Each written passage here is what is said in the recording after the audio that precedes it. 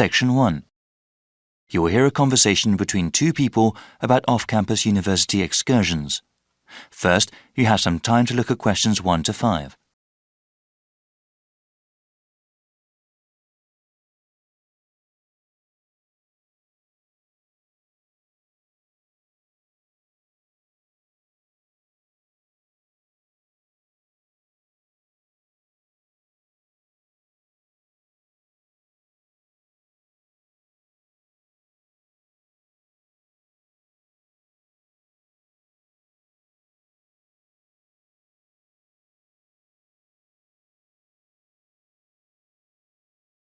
You will see that there is an example which has been done for you. On this occasion only, the conversation relating to this will be played first. Good afternoon. Good afternoon. What can I do for you? Yes, I understand the university offers, organized trips to... Correct. We have about 3 trips per month on both weekdays and weekends. There are 3 trips per month, so that has been written in the notes. Now we shall begin. You should answer the questions as you listen because you will not hear the recording a second time. Listen carefully and answer questions 1 to 5. Good afternoon. Good afternoon. What can I do for you? Yes, I understand the university offers, organized trips to... Correct. We have about 3 trips per month on both weekdays and weekends. I see. Can I ask what kind of places do you go to? Certainly. Well, usually there are excursions to the city. There are many interesting cultural venues to see, such as theatres and art museums.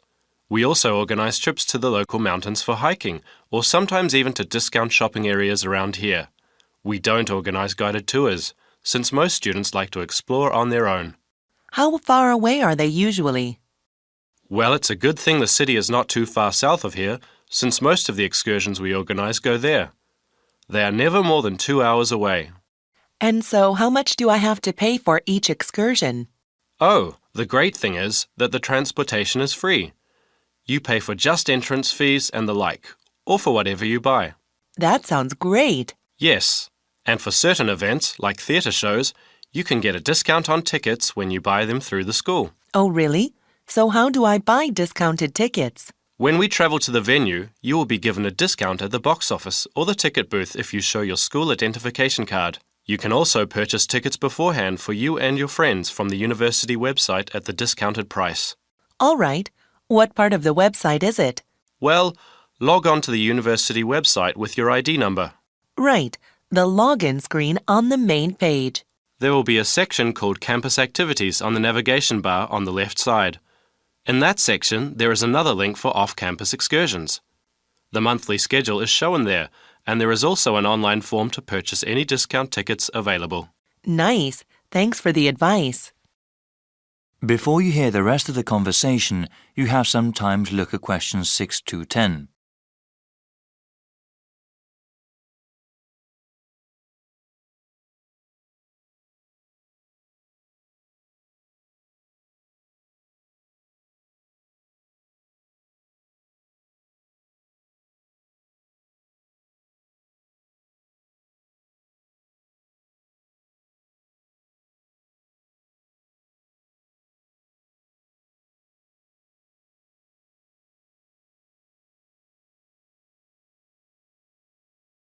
Now listen and answer questions 6 to 10. So yeah, my computer is down. Can I ask you what excursions there are this month? Yeah, it's the beginning of the school year, so the new schedule isn't up on the website yet. But I have the schedule here on my computer. We have all the dates confirmed, and when the site is updated, you'll be able to buy discount tickets from there. Thanks. I am pretty busy during the week, so maybe you could just tell me about some of the next few ones coming up on the weekends. Definitely. The weekend before October break, there is a bus going to Big River Valley Park. That's the 12th. This is a hiking trip to see fall foliage, so there will be a small entrance fee of $11 to enter the park. It's a 6-hour excursion. Oh, wonderful. The fall colors are so gorgeous that time of year.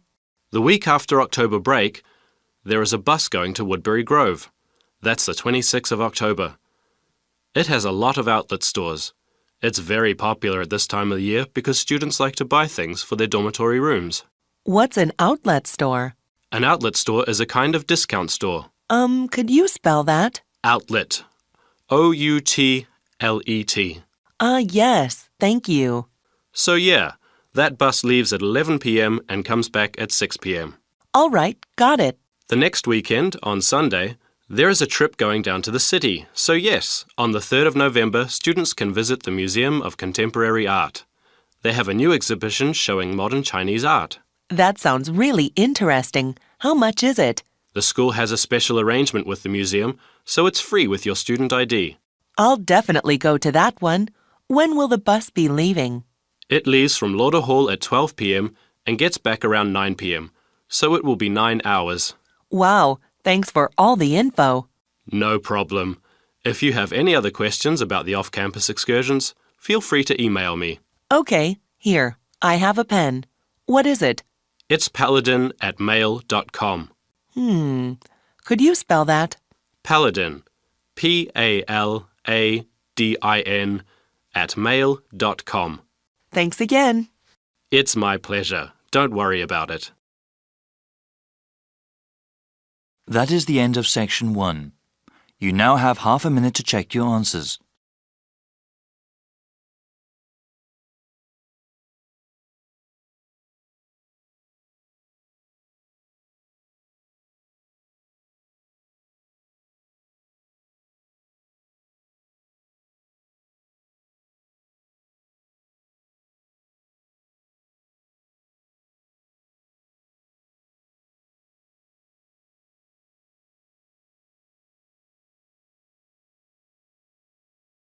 Turn to section 2. Section 2. You're going to hear a talk by a tour guide about the local history of Harbour Town. First, you have some time to look at questions 11 to 15.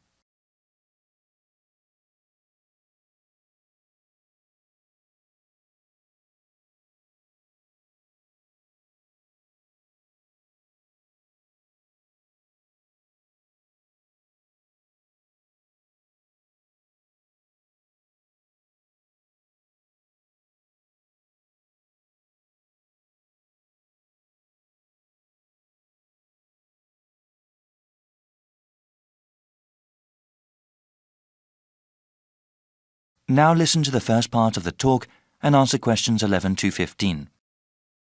Good morning, everyone, and welcome to the historic downtown area of Harbour Town.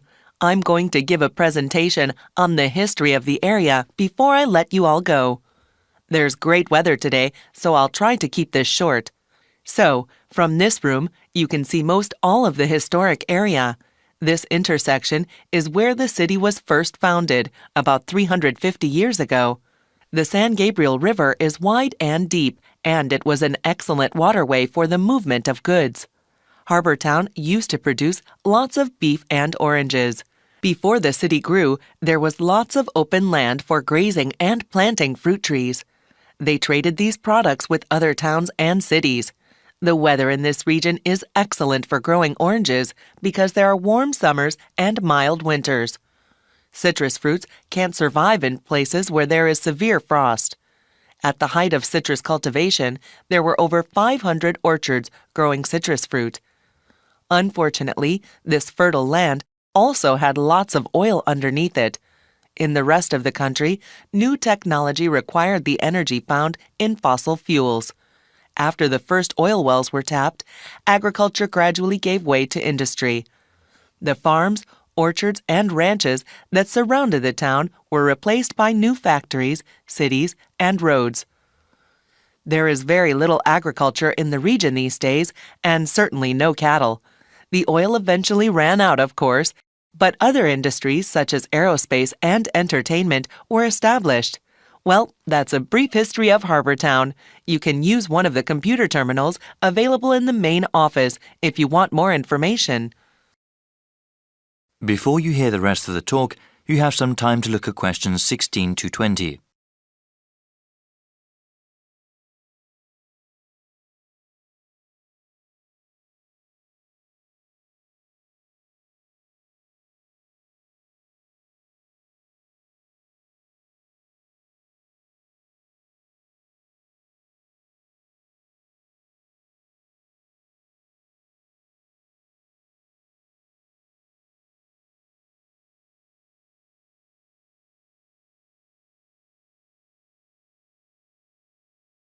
Now listen and answer questions 16 to 20.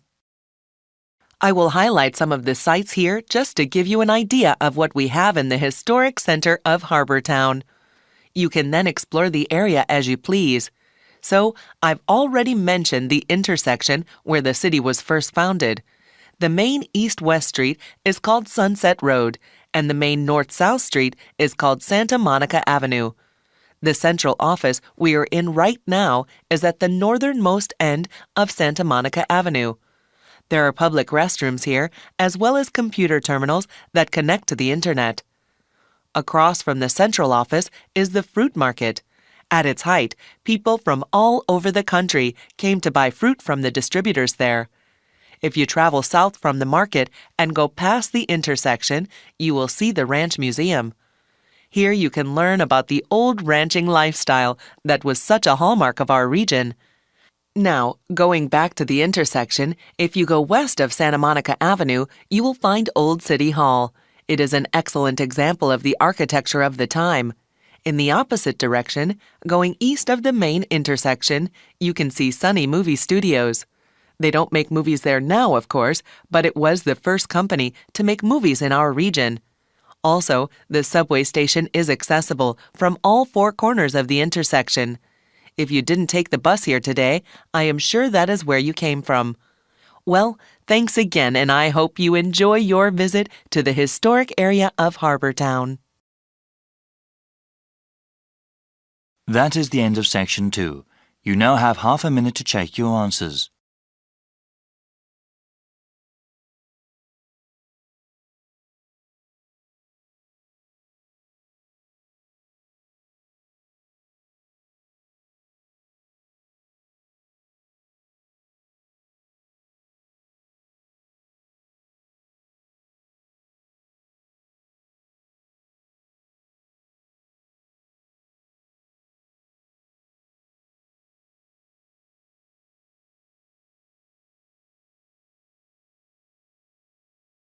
Section 3.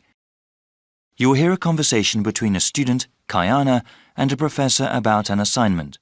First, you have some time to look at questions 21 to 27.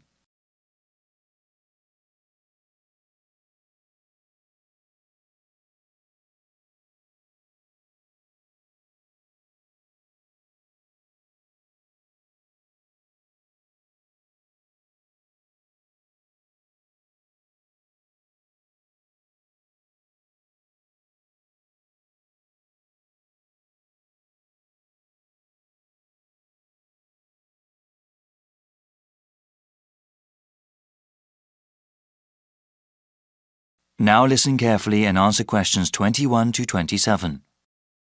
Hi, Dr. Reed. Are you busy right now? Do you mind if I come in for a second? Hey, Kiana. No, I don't mind at all. Thanks. I just wanted to say that I'm enjoying your urban studies course and that I'm having some trouble with the first assignment. Okay, no problem. What do you want to ask? This is my first time writing a paper of this length. All right. What sort of trouble are you running into? Well, writing more than 10 pages is actually turning out to be quite a task. I've been rereading some of the material, and I'm just not sure how to approach the assignment. Yes, it takes some time to get used to academic writing assignments. More time than I expected, really. I also want to do a really good job on the assignment.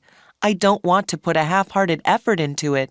I'm glad to hear that. I'll say that these assignments get easier to manage as time goes on. That's a small relief. I mean, it gets easier to plan the assignment and to organize one's time, but it still takes hard work and a sincere effort to produce a good piece of academic writing. My role is to guide you to the readings I think are the most relevant and to give you tips on managing your time. Okay, could we talk about the readings then? Sure. We can go over them. I guess I want to ask about the Coal House text first. It seems like a pretty interesting book. But sometimes a bit over the top, no? I would recommend reading just the first part of the book. It's the most relevant to the assignment that I gave you. The rest of the text goes on about a topic we will cover later in the semester. All right, I'll just read the intro then. As for the Peely article, oh, did you read that one? Yes, I accessed it online and then printed it out. Okay. I would recommend you review that again. Also, Remember what I said about the Liebskid article? I think you told the class to focus on the research methods, right? Yes. She approaches the problem in an innovative way. Let's see. For the Gary article, I think you should... Let me see. I think it would be best for you to read just the conclusion. Just the conclusion. I see. Yes, I would ask you to read the whole thing, but this way would be more efficient. Speaking of which, you should not bother reading the Wolfson article. Yeah, it didn't seem particularly relevant to the topic. Let's see. Any other reading you wanted to talk about? Let me see. Yes, the Cudler article. What do you think of that one? Ah, yes. How could I forget? That one is pretty central to the topic. I really think you must go over it again. Before you hear the rest of the conversation, you have some time to look at questions 28 to 30.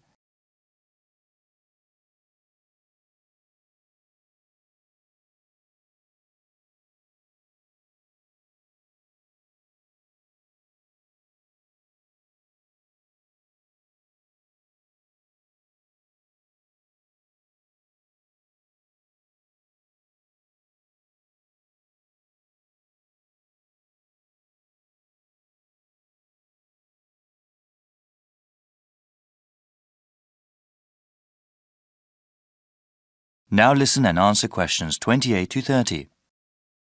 All right. Is there anything else you wanted to ask about? Yes, I wanted to ask about the line graph that you provided. It seems that the legend identifying the different parts is not there. Ah, it must not have been photocopied correctly. Here, let me explain them. They all represent percentages of the population in Manassas, okay? Line 1 here at the top is the percentage of people who were born in a foreign country. Born outside the country. Okay, and this one? The next line down, line 2 refers to the percentage of people with citizenship. All right, got it. Those making a middle-class wage are represented by the fifth line down. Okay, middle-class wage earners. And the line number 4? That is the percentage of people with a college education or higher. All right, and the one in the middle?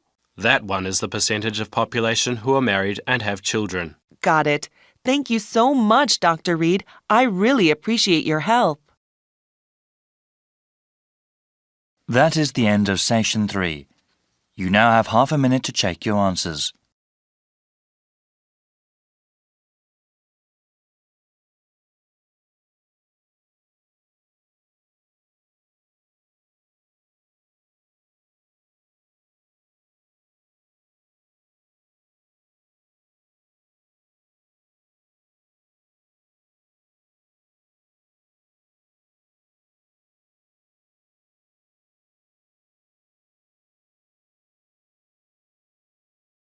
Now turn to Section 4. Section 4. You'll hear a talk on the subject of green buildings and skyscrapers. First, you have some time to look at questions 31 to 40.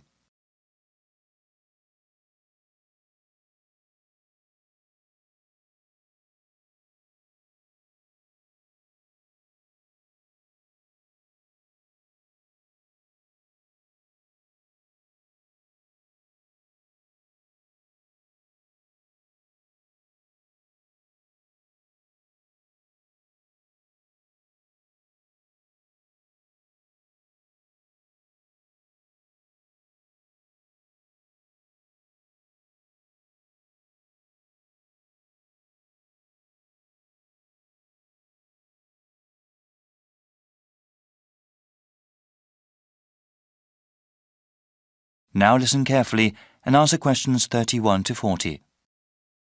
Good morning, everyone. Today I am here to talk about the construction of green buildings. Given the current state of the global environment, new types of architecture, design and construction techniques are absolutely necessary. My brief lecture today will cover two topics: what qualifies a building to receive a green certification, and also how widespread such sustainable buildings currently are. There is a growing demand for so-called green buildings.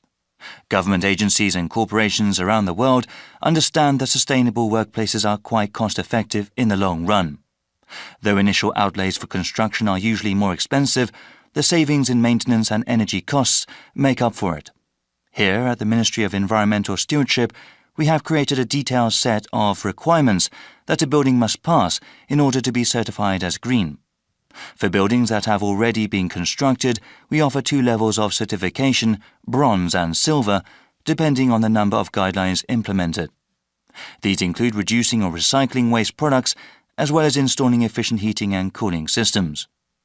For a gold certification, a building must have had sustainable and environmentally friendly practices from the beginning of its construction. Measures such as using local materials, wood grown from well-managed forests, or reducing the use of toxic chemicals all contribute toward this prestigious distinction. It's pleasing to see how mainstream going green is now. Here at the Ministry, however, we know and understand that this cannot be just some passing fad. We created these guidelines so that institutions could not merely greenwash their buildings, claiming that they are environmentally friendly when in fact they aren't.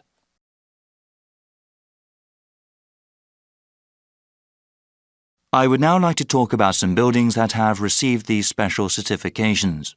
In the 60s, there was a great number of public housing projects built. Over the years, many of them have fallen into gross disrepair. As part of an urban revitalization project, construction companies have consulted with ministry experts to make those council estates a greener and healthier place to live. At Cabrini Fields, lead pipes and lead paint were removed, improving the health of children living there. A system of rooftop and community gardens also helped residents to support themselves. It was one of the first buildings we awarded a bronze certification to. One building with a silver certification is the Milop Jewett Tower, built over a century ago and located in the downtown area. The insides of the building were completely scooped out, allowing the construction company to implement innovative new ways of saving energy. The utility bill of the entire building is now 40% down, only 60% of its previous level, despite rising energy costs. Lastly, I would like to talk about the latest building to receive a gold certification from the Ministry. Arcadia Arbours is a really great example of green engineering and construction. From the very beginning, the project heads made a really unique plan and held to it. Many of the Ministry's guidelines were followed, and we even got ideas for other ways to make buildings sustainable. The centerpiece of this skyscraper is a multi-story hanging garden that serves both an aesthetic and practical purpose. That is the end of section 4. You now have half a minute to check your answers.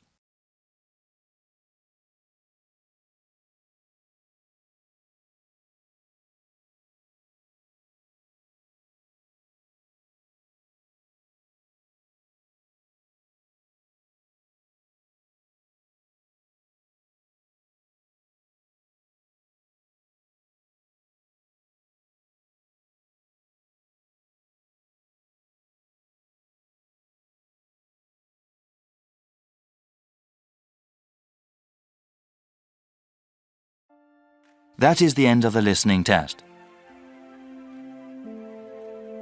In the IELTS test, you would now have 10 minutes to transfer your answers to the listening answer sheet.